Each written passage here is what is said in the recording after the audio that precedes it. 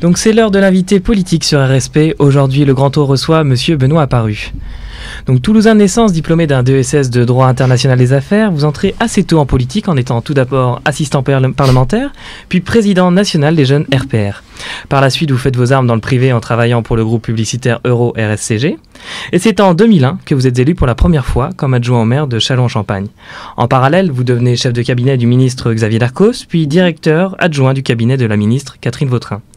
En 2007, vous êtes élu député de la 4e circonscription de la Marne, avec pour suppléant le député sortant. En 2008, vous êtes réélu adjoint au maire de Châlons-en-Champagne et un an plus tard, c'est la consécration.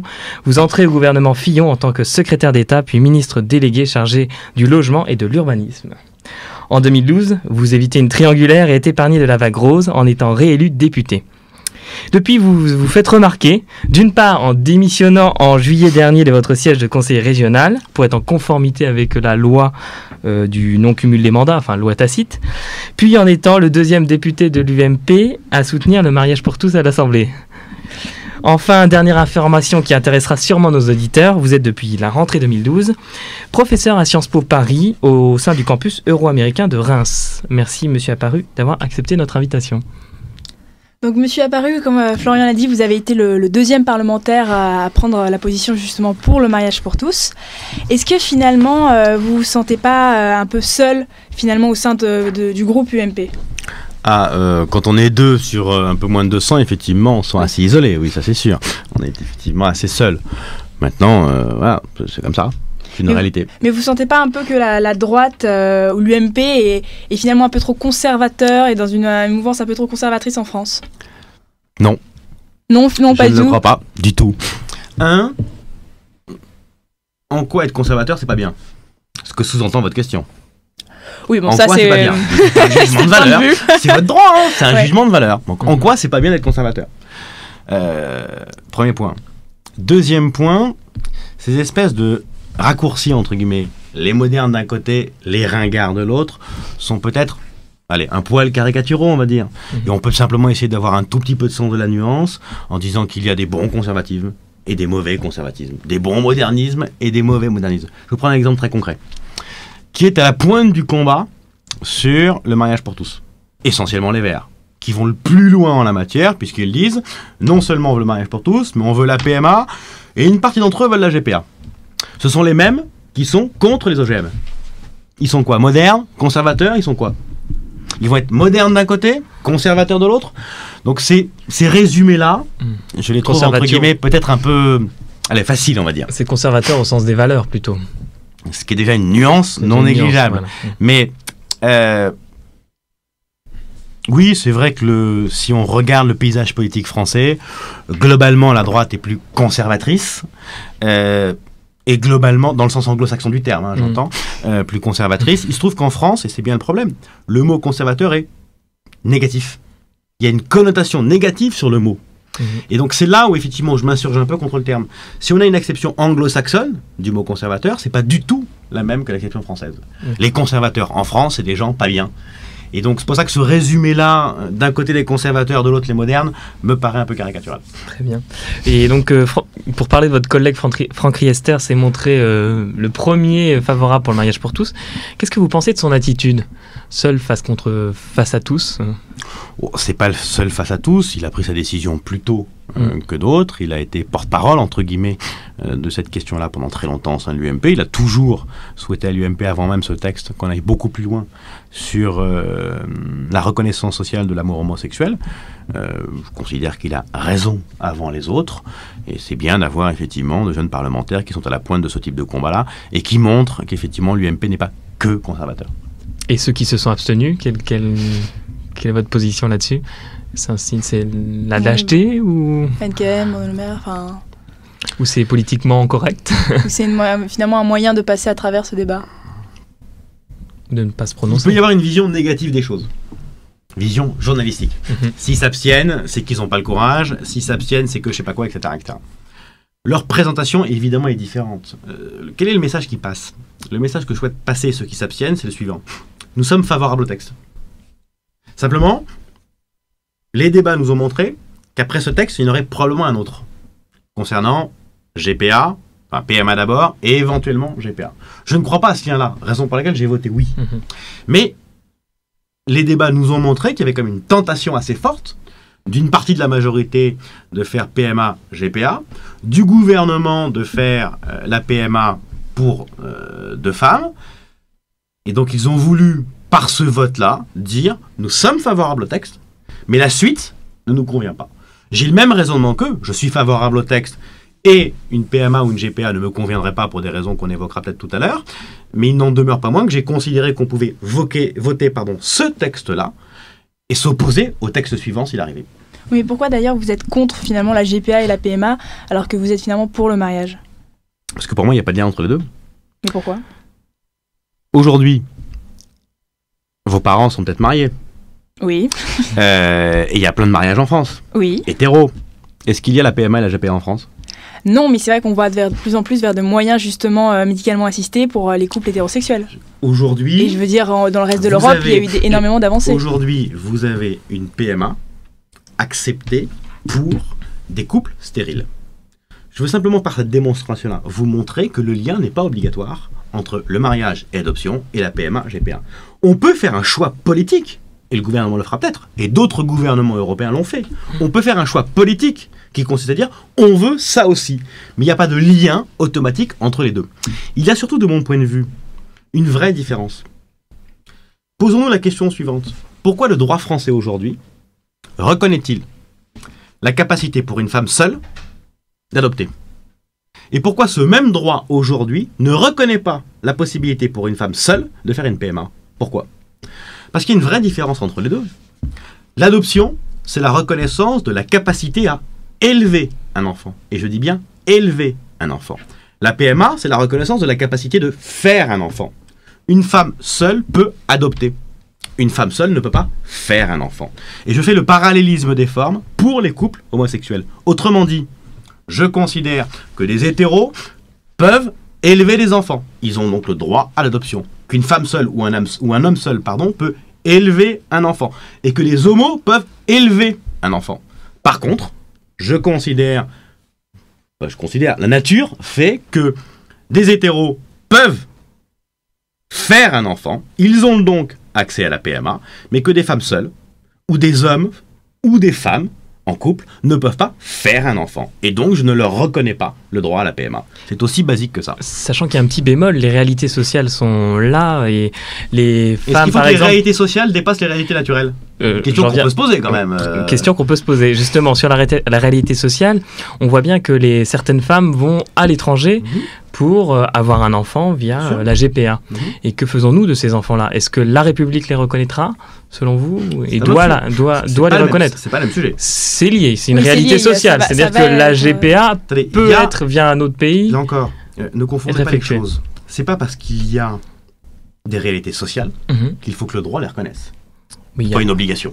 Jusqu'à preuve du contraire, il y a des réalités sociales que heureusement on ne reconnaît pas. Il y a une réalité sociale qui s'appelle le meurtre en France, on ne va pas le reconnaître pour autant. Non, mais vu la liberté de circulation en Europe, c'est très facile d'aller en Belgique pour avoir quelque chose est interdit en France et que ça se déroule qu'il faut obligatoirement le reconnaître sur le plan juridique. Heureusement, d'ailleurs. Évidemment. Aujourd'hui, nous interdisons en France PMA, GPA. PMA pour une femme seule ou pour 2 femmes est interdite en France, GPA, idem. C'est effectivement autorisé dans d'autres pays. Et donc certains profitent, entre guillemets, de ce droit autorisé en Belgique, aux États-Unis ou en Russie pour pratiquer une GPA. C'est pas une raison suffisante, me semble-t-il, pour qu'on reconnaisse la GPA en France. Là où vous posez une autre question, qui est de nature différente, c'est quid des enfants? Est-ce qu'il faut les reconnaître? La réponse est oui, et c'est déjà le cas. C'est déjà le cas. Heureusement, d'ailleurs. La circulaire Taubira ne fait que confirmer une réalité qui existe déjà. Ce n'est pas parce qu'il y a quelque chose qui est interdit en France que toutes les conséquences seront interdites en France. Reprenons un autre exemple juridique, tout aussi ridicule que celui sur le meurtre que j'ai pris tout à l'heure, mais qui est du même esprit. Je pars aux États-Unis. Je viole quelqu'un aux États-Unis. C'est interdit en France de violer. Heureusement, aux États-Unis aussi. De ce viol naît un enfant, de père français. Est-ce qu'il a la nationalité française? Réponse oui. C'est pas parce que je fais quelque chose d'interdit que les conséquences juridiques sur l'enfant seront celles-là. Idem pour la GPA. Si effectivement j'ai une GPA interdite à l'étranger, les conséquences juridiques pour l'enfant sont différentes. Mais en tant qu'homme politique, on voit la situation de manière assez globale et le fait que ce soit permis dans des pays riverains, est-ce que l'homme politique ne doit pas s'emparer de la question pour se dire et si... Non, là encore, c'est pas parce que des pays riverains font quelque chose qu'on doit le faire. Oui, mais aussi, il y a des pays, c'est pas le faire, mais il faut reconnaître un moment. C'est s'attendre à des conséquences, comme vous. Mais jusqu'à preuve du contraire, l'Union européenne, pour l'instant, n'est pas une fédération. Et jusqu'à preuve du contraire, les droits en Belgique ne sont pas les mêmes qu'en France. Comme ça. Oui, mais vous comprenez bien que justement un citoyen français va peut-être justement aller dans le pays voisin pour pouvoir avoir... Vous l'appliquez à tout, donc. Non, justement sur ce sujet qui finalement... Si vous êtes sur un raisonnement qui est le vôtre aujourd'hui, que je comprends, que beaucoup de gens partagent, qui consiste à dire, dès lors que c'est autorisé ailleurs, en Europe, on va s'aligner. Non, mais c'est aussi après une question d'unité européenne. Bien sûr, je comprends bien. Et donc, on va donc avoir très bientôt une unité sociale européenne. Donc les 35 heures, elles sautent. On met la barre à 48 heures, ce qui est le droit européen aujourd'hui, etc., etc. On peut en tirer toutes les conséquences. Dans la plupart des pays européens, la scolarité obligatoire existe, mais elle est payante. On fait pareil ? Ah oui, mais sur le raisonnement, du raisonnement et que vous en faites une théorie, il faut accepter toutes les conséquences. Ou alors, il faut accepter l'idée qu'effectivement, dans une Union européenne qui, de mon point de vue, doit aller vers le fédéralisme, il y aura, comme dans tout fédéralisme, des compétences au niveau européen et des compétences qui resteront au niveau national, comme c'est le cas dans tout fédéralisme. Dans le fédéralisme américain, vous avez des compétences qui sont au niveau des États et des compétences qui sont au niveau de l'Union. Par exemple, sur le sujet qu'on évoque, PMA, GPA, 13 États américains reconnaissent PMA, GPA, les autres, non. C'est pas monté au niveau fédéral. C'est resté au niveau des États. Oui, après, c'est une théorie, voilà, c'est sûr. Voilà, la question, simplement, le seul raisonnement que je conteste, c'est de dire, c'est pas parce que c'est fait en Belgique qu'il faut l'autoriser en France. Oui, mais après, c'est une question. Il faut assumer les conséquences. Oui, voilà. C'est pas le même question. C'est pas le même sujet de se dire quelles conséquences on tire de celui qui, entre guillemets, contourne la loi. Et c'est pas un sujet simple, parce que je reviens sur la circulaire Taubira. L'idée qui consiste à dire quelqu'un, de façon volontaire, c'est qu'il fait quelque chose d'interdit en France. Fait que le fait, c'est qu'aujourd'hui, en France, le fait d'aller faire une GPA à l'étranger est pénalisable en France, et revient tranquillement en disant « Ah ben maintenant, il faut reconnaître les droits de mon gamin. Objectivement, c'est un peu limite. Revenons à des questions un peu plus prosaïques. Nous avons vu tous les débats à l'Assemblée. Et une figure est apparue, Christiane Taubira. Est-ce qu'on peut la comparer à Simone Veil ? Une figure est apparue, il y avait un jeu de mots ou... Non. Non. Est-ce qu'on peut la comparer à Simone Veil ? Je ne le crois pas. Que pensez-vous de son rôle, son grand discours fleuve sur l'institution qu'est le mariage, qui a été quand même très apprécié ? Et même certaines notes politiques qu'elle a eues à la fin des débats. La ministre de la Justice a eu quelques fulgurances. 4-5 séquences, très bien marketées, très bien orchestrées, très bien dites. Autrement dit, elle a eu quelques moments de rire, d'humour, quelques moments d'énervement, quelques moments d'exaspération qui ont rythmé les débats. Et objectivement, les 4-5 séquences ont été très bien faites de sa part. Simplement, moi, je ne juge pas une ministre sur 4-5 séquences. Je la juge notamment sur 15 jours de débat et sur ses réponses techniques à des questions techniques. Est-ce que quand on aborde la question du non, par exemple, elle était à l'aise sur le plan juridique ? Réponse de mon point de vue, non. Et donc, je juge une ministre, évidemment, sur les 4-5 moments de passion qu'elle met dans le débat, qu'elle a très bien réussi. Je la juge surtout sur 15 jours de débat au quotidien, et je la jauge pour savoir si effectivement sur le plan juridique, elle était au niveau ou pas. Et là, je serai plus mesuré que ce qu'on évoque les uns et les autres depuis quelques jours. Mais finalement aussi, on a pu voir que justement dans ces 15 jours de débat, il y a eu aussi certains députés de droite, UMP ou non, qui ont eu, on va dire, des attitudes parfois plus que limites, comme le maire UMP du 8e arrondissement de Paris, François Lebel, qui s'est inquiété d'une dérive vers l'inceste, le mariage consanguin, enfin bon, on a entendu pas mal de choses. Est-ce que vous pensez que la droite n'a pas perdu une véritable occasion finalement d'être crédible sur un débat de société ? Non. Désolé de répondre à chacune de vos questions, mais là encore, essayons peut-être d'avoir un tout petit peu de nuance. Vous avez cité Monsieur Lebel, le maire du 6e arrondissement de Paris, 8e arrondissement de Paris, sur une formule. qui, je il y le en a eu rappelle, d'autres. bien sûr, qui, je le rappelle pour la formule en question, a été dénoncé, condamné par la terre entière à Oui, l'UMP. oui, bien sûr. Voilà, non, mais oui, bien sûr, c'est bon de le préciser. Oui, bien sûr, mais je veux dire, il y a aussi des Là gens à encore, droite qui ont je eu... veux simplement vous dire par là, c'est quoi? C'est pas un cas isolé. Bah, vous me citez celui-là, vous m'avez pas Oui, cité mais par 50 autres. exemple, Bon. à droite, je veux dire, il y a quand même d'autres... il y a eu d'autres Il y a eu débordements. quelques dérapages. Quand la Simplement, ministre Yasmina Benguigui se fait siffler Oui. et bisuter alors qu'elle prend pour la première fois la alors, parole. Excusez-moi, là, on dans change de l'hémicycle. sujet. Non, mais on parle de on parle des l'attitude. de comportements. Juste un point. Je veux bien qu'on prenne la technique du Front National. Un arabe est un voleur, tous les arabes sont des voleurs. Un UMP balance une bêtise sur le mariage homo, inceste, tout ce que vous voulez, tous sont pareils. Ah non, Ça non, on parle s'appelle pas de des ça. résumés Qu'est-ce qui que vous me paraissent pensez de cette un attitude peu- de certains Non, mais députés là encore, ne tirons pas d'une attitude une généralité. Ah non, mais on dit pas... Cette attitude-là de Monsieur Lebel est condamnable, condamnée unanimement par tout le monde. Ne donnons pas le sentiment que c'est la position unanime des députés UMP, parce que ce n'est pas le cas. C'est un cas, comme vous l'avez évoqué, totalement isolé et totalement unique. Qu'ensuite, pendant les 15 jours de débat, il y a eu de temps en temps des dérapages, c'est vrai, des deux côtés. Ah oui, non, C'est mais pas un oui, député bien sûr. UMP qui a parlé du triangle rose. Non, ça c'est C'est sûr, un mais il y a député eu socialiste. d'autres. Eh ben, Il y a eu n'hésitez pas à le d'autres. citer en exemple. Et aussi, justement, le député mais socialiste, par exemple. je vais y venir. Qui parle du triangle Oui, mais rose. bon, vous êtes à l'UMP, donc on vous Bah pose oui. des questions aussi sur l'UMP. On va justement élargir un peu le débat. Que pensez-vous des fous rires, des querelles enfantines et voire des règlements de compte sur Twitter justement à l'Assemblée? Comment qualifier cette attitude des parlementaires? Je n'ai pas été fanat du débat sur tweet, pas tweet pendant les débats. C'est devenu un Certains média qui comme jouent les au C'était autres. un peu grave. risible. Est-ce que c'est devenu une arme C'est politique devenu- Twitter ou C'est devenu un débat. un nouveau joujou? C'est un média différent, Hmm. comme un autre. Il m'arrive toutes les semaines de quitter un débat dans l'hémicycle, pour aller faire une radio. Est-ce qu'on me le reproche? Non. Et donc, pourquoi pas utiliser Twitter, qui est un média comme un autre, au sein de l'hémicycle, ça ne me choque pas. À une condition. Mais ça, c'est l'état d'esprit des uns et des autres. On n'est pas là pour effectivement tronquer une vérité. Quand par exemple sur Twitter, je reprends l'exemple, un député socialiste ose dire qu'un député UMP a parlé du triangle rose alors que c'est un député socialiste qui le fait, ça, c'est profondément malhonnête. Donc qu'on utilise Twitter comme une arme politique, oui. Qu'effectivement, on dénonce un propos quand il a été tenu, pourquoi pas. Mais qu'un député socialiste dénonce un propos d'un député UMP quand c'est le socialiste qui l'a utilisé, le terme, je trouve ça un peu limite, pour ne pas dire nauséeux. Très bien.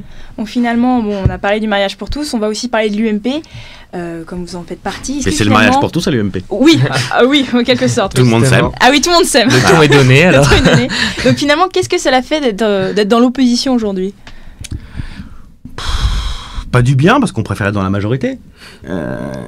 Et qui est évident beaucoup plus... il est plus intéressant à titre personnel dans la majorité, parce qu'on a beaucoup plus de leviers d'action que dans l'opposition. Que l'opposition, malheureusement, en France, est très souvent stérile et caricaturale. On est quand même dans un Vous êtes stérile et caricatural? tous, dans l'opposition, malheureusement, comme dans la majorité, quelles que soient les oppositions et les majorités. En France, on aime bien le manichéisme. Il y a les gentils d'un côté, les méchants de l'autre. On aime bien ces résumés caricaturaux totalement réducteurs des pensées politiques des uns et des autres. L'opposition, de ce point de vue-là, être dans l'opposition, qu'on soit de droite ou de gauche, et malheureusement, souvent, se résume souvent à tout ce qu'ils font n'est pas bien. Les choses sont malheureusement, et heureusement d'ailleurs plutôt, plus compliquées que ça. Donc de ce point de vue-là, le rôle de l'opposition n'est pas le truc le plus intéressant qui soit. Il n'en demeure pas moins que c'est une période que l'on doit utiliser pour reconstruire une pensée politique. Si on a perdu, c'est parce qu'on avait été bon, qu'on n'a pas su convaincre les Français qu'on était meilleurs que les autres. Soit parce qu'on a mal défendu notre bilan, ce qui est vrai, soit parce que nous n'avons pas su proposer des réponses à l'attente des Français, ce qui est vrai aussi. Et donc, l'opposition doit être un moment pour reconstruire une pensée politique. Et le rôle aujourd'hui principal de l'UMP n'est pas de dire ce que fait le PS n'est pas bien. Le rôle principal aujourd'hui d'un parti politique comme l'UMP, c'est de proposer une alternative. Mais avant de proposer une alternative, il faut la construire. Et donc il faut travailler à la reconstruction de nos idées. Et comment comptez-vous justement reconstruire ce parti qui visiblement a choisi une stratégie assez droitière avec comme représentant la motion la droite forte de Guillaume Pelletier et Geoffroy Didier? Quel est votre ressenti par rapport à justement ce vote? Comment vous situez-vous? Comment voyez-vous l'avenir de votre parti et votre place au sein de ce parti? J'ai peut-être une lecture un peu plus fine Oui, que celle certainement. que vous venez de résumer. Certainement. Je pose que les questions grossières. Hein. Peut-être, on peut éventuellement le dire comme ça. C'est la caricature des journalistes. Peut-être un peu la caricature traditionnelle du monde politico-journalistique. Quand vous regardez le résultat du vote des motions, c'est intéressant. Vous avez effectivement la motion de M. Pelletier qui fait 30%. La droite populaire qui fait 10%. Ça fait 40%. On peut peut-être préciser en même temps que vous avez deux motions centristes, entre guillemets, qui font aussi 40%. 20 chacune. Et puis une motion, entre guillemets, centrale qui fait 20. Peut-être que ça vous montre que c'est beaucoup plus équilibré que vous venez de le dire. Quand vous avez 40% bien à droite, 40% plutôt centriste et 20% au milieu, entre guillemets, de l'UMP, eh ben ça reflète un parfait équilibre de ce qu'est l'UMP. Nous avons effectivement, et nous avons besoin d'avoir, une tendance plutôt à droite. Comme nous avons besoin d'avoir, pour marcher sur des jambes équilibrées, une tendance plutôt centriste. Ben, le résultat des motions, 40 d'un côté, 40 de l'autre, 20 au milieu, nous ont montré qu'effectivement, l'UMP incarnait parfaitement bien toutes ces tendances, sans virer à droite, sans virer au centre. Nous voilà rassurés. Et vous, j'espère bien. Et vous dans tout ça? Je me suis plutôt situé du côté des 40%, entre guillemets, plutôt du côté non pas des centristes, parce que je ne suis pas d'origine centriste, je suis d'origine RPR, mais effectivement, je me situe plutôt dans cette mouvance-là. Vous ne reconnaissez pas Jean-François Copé comme finalement celui qui incarnerait le mieux l'UMP? Bah, aujourd'hui, c'est lui qui l'incarne, c'est lui oui, le président de l'UMP. Oui, non, mais vous, votre ressenti je n'ai pas voté Jean-François Copé, mais aujourd'hui, c'est le président légitime de l'UMP. Point. Il a été reconnu comme tel. À partir du moment, j'ai été le premier à dénoncer cette élection. Et j'ai effectivement renvoyé dos à dos Copé et Fillon dans le post-élection, parce que j'ai trouvé que les comportements que nous offrions aux Français n'étaient pas dignes d'un grand parti politique et de dirigeants d'un grand parti politique. À partir du moment où les deux ont scellé un accord, ça veut dire deux choses. Première chose, une nouvelle élection en septembre. Mais deuxième chose, ça veut dire que d'ici septembre, il y a un président légitime de l'UMP qui s'appelle Jean-François Copé. Point. On ne peut pas signer un accord et ne prendre dans l'accord que ce qui nous intéresse. Non, Jean-François Copé est légitime jusqu'au mois de septembre prochain. En fait, la question sous-jacente, et vous n'avez pas prononcé son nom, mais on pense tout de suite à l'ancien président de la République, mais où se cache Nicolas Sarkozy? Que fait-il? Il ne se cache pas. Et que fait-il? Il ne se cache pas. Il est dans ses bureaux de la rue Miromesnil. Il voit beaucoup de monde. Il rencontre beaucoup de monde. Simplement, il a décidé, à juste titre me semble-t-il, de faire une diète médiatique. Donc je doute que si vous l'invitez aujourd'hui, demain, pour essayer, hein, c'est déjà fait. Pour un grand c'est non. de Sciences Po, peut-être qu'il viendra, mais mon petit doigt me dit, mon intuition, pour reprendre le terme d'hier, me dit qu'il ne viendra pas. Il a décidé, ce qui est normal après une défaite électorale, de s'imposer une diète médiatique et de ne pas intervenir matin, midi et soir. Ça ne veut pas dire, sous prétexte qu'on n'intervient pas médiatiquement, qu'on ne s'intéresse pas à ce qui se passe. Bien au contraire, et c'est peut-être politiquement bien joué pour pouvoir revenir un jour. Ça, l'avenir nous le dira. L'avenir nous le dira. Finalement, maintenant, après l'UMP, on va passer à un autre thème, celui de l'Union européenne. Alors, on voit que pour la première fois de l'histoire, l'Union européenne obtient un budget en baisse. Est-ce que c'est pas alarmant? Alarmant, je ne le crois pas. Je vous rappelle que le budget de l'Union européenne représente 1% du PIB européen. Ça montre l'importance de ce budget, c'est-à-dire pas grand-chose. 2, l'Union européenne peut comme difficilement demander à tous les États membres de faire des économies budgétaires et de ne pas en faire elle-même. Paraîtrait pour le moins caricatural. Donc il y a un effort budgétaire de l'Union européenne, me paraît naturel. On demande aux États membres d'en faire. Il est logique que l'Union européenne, la Commission, montre l'exemple en ayant un budget en réduction. La question, c'est qu'est-ce qu'on met dans ce budget? C'est pareil pour en France d'ailleurs. La réduction des déficits ne doit pas brider la croissance. C'est tout le débat économique du moment. Comment effectivement la rigueur ne pénalise pas, entre guillemets, la reprise économique. Donc il faut trouver le bon équilibre et savoir quels sont les secteurs sur lesquels on investit massivement. Et c'est peut-être là où l'accord qui a été trouvé à Bruxelles pêche, premier point. Deuxième point, ce qui est beaucoup plus regrettable dans cet accord, c'est pas tellement les 50 milliards de budget en moins, c'est l'isolement total de la France. Isolement complet de la France sur toutes les thématiques. Premier point. Deuxième point, moi j'avais retenu une chose de la campagne électorale, d'autres bien évidemment de François Hollande. Je ne signerai pas le traité simplifié, je le renégocierai. il a signé le traité sans le renégocier. Et il nous a dit, mais je signe pour une seule raison, c'est que j'ai obtenu un pacte de croissance. Et X milliards d'euros de relance de l'activité économique. C'est la raison pour laquelle j'ai signé. Mais on vient de voir que c'était juste du pipeau et qu'il n'y a rien dans le pacte de croissance en question, puisqu'on a un budget en baisse qui ne reprend rien du tout des engagements de François Hollande. Et donc de ce point de vue-là, je trouve que l'isolement de la France, la supercherie intellectuelle du gouvernement me paraît relativement limitée. Donc une nouvelle question qui va justement... qui va avec vos propos précédents. On parle désormais de Merkeron et plus de Merkozy. Qu'est-ce que ça annonce pour l'Europe ? Ça annonce déjà qu'il y a toujours le mot Merkel. Ce qui est déjà un premier problème. Non, pas un problème. Non, pas un problème en tant que tel. Angela Merkel est un problème. Non, Angela Merkel, ne me faites pas dire ce que je n'ai pas dit, ou plutôt ne me faites pas dire ce que j'ai mal prononcé, on sera bien d'accord. Angela Merkel n'est évidemment pas un problème. Le problème, c'est que ça montre qu'effectivement, du pivot franco-allemand, on est potentiellement en train de passer à un seul pivot allemand, qui va organiser des majorités en fonction de ce qu'elle pense. Parce qu'on n'arrive pas, nous, Français, à la convaincre soit que notre ligne est bonne, soit à trouver les compromis historiques que les Français et les Allemands ont toujours trouvés. Et ça, c'est effectivement malsain pour la construction européenne. Et de ce point de vue-là, je considère que François Hollande est totalement responsable de la situation dans laquelle nous sommes. Qu'on se met d'accord, Sarkozy et Merkel, ça n'a pas bien commencé. De la même façon que Schröder et Chirac, ça n'a pas merveilleusement bien commencé. Mais on a toujours trouvé très vite des bons deals et des positions communes entre la France et l'Allemagne. Parce que quoi qu'on en dise, quoi qu'on en pense, ça reste le moteur principal de la construction européenne. Quand vous interrogez n'importe quel spécialiste de l'Union européenne, n'importe quel diplomate qui vit la Commission de l'Intérieur, dès lors que la France et l'Allemagne arrivent avec une position commune, ils emportent les décisions. Donc un seul fautif. De mon point de vue, j'essaie de ne pas être trop caricatural, mais de mon point de vue, là, il y a un seul fautif, François Hollande, qui a cherché, à contourner la position allemande, en essayant de passer un deal avec les Espagnols et les Italiens. C'est pas suffisant. Et ça n'a pas fonctionné. Le résultat, Angela Merkel s'est tournée vers M. Cameron, ils ont trouvé un deal et ils ont emporté la décision. Alors maintenant, on va passer dans la dernière partie de l'émission qui consiste à faire des petites questions avec bien sûr des réponses courtes sans langue de bois. Donc la première question, est-ce que vous avez pleuré le 6 mai dernier ? Non. Aucune larme ? Non. Pas d'émotion ? C'est pas la même chose. Voilà. Très bien, réponse courte, c'est parfait. La réduction du déficit à 3% et la croissance à 0,8%. Vrai, faux débat sur les chiffres ? Ah non, vrai débat. On n'aura pas de croissance. On n'aura pas de croissance à 0,8 et on n'aura pas de déficit à 3%. Donc gardez chiffres. Ah, pourquoi garder chiffres ?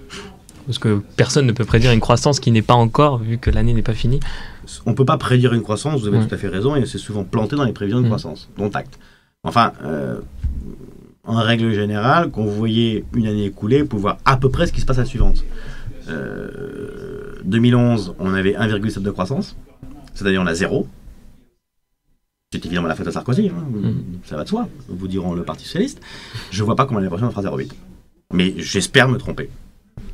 Vous êtes plutôt cheval ou plutôt bœuf ? Plutôt bœuf, pardon. Oui. J'aime bien le bœuf. Amateur de cheval. Mais j'aime bien le cheval aussi, ça ne me gêne pas d'en manger. Par contre, j'aime pas les vessies pour des lanternes. Donc si je mange du bœuf, je veux manger du bœuf. Si je choisis de manger du cheval, je veux choisir de manger du cheval. Mais quand je prends du bœuf, je veux pas avoir du cheval et l'inverse.